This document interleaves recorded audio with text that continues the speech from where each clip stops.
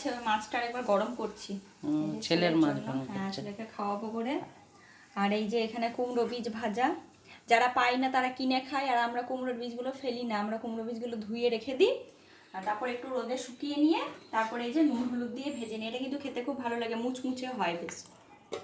তারপর আজকে আছে এখানে এই যে, এটা কিন্তু পোস্ত নয়, খসলা, যেটা তিলের মতো যেটা হয় খসলা, সেটা এটা ঝিঙে দিয়ে করেছি।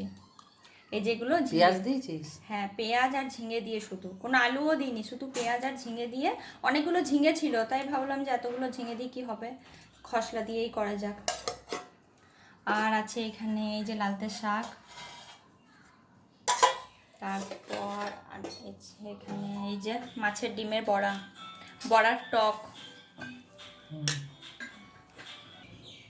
এই যে বড়ার টকটা কিন্তু আজকে তেঁতুল দিয়ে করিনি, আজকে আম বাটা দিয়ে করেছি।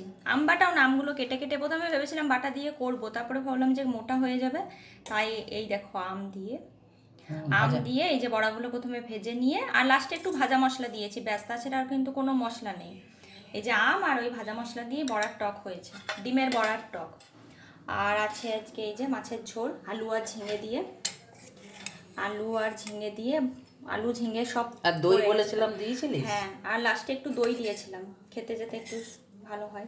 এই যে আলু আর ঝিঙে দিয়ে আজকে মাছের পাতলা ঝোল হয়েছে, ব্যাস। আজকে আছে এইটুকুই। আর ওখানে ভাতটা উপুর করে রাখা আছে, ভাতটা আজকে দেরি করে চাপিয়েছে। হ্যাঁ, ওই জন্য।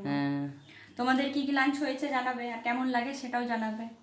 আর হ্যাঁ, আমার একটা রিলেটিভ, আমি নামটা বলছি না, তুমি হয়তো দেখলে বুঝতে পারবে, আমাকে ফোন করে জিজ্ঞেস করছে যে এটা রেসিপিটা কিভাবে করেছি, ওটা কিভাবে করেছি।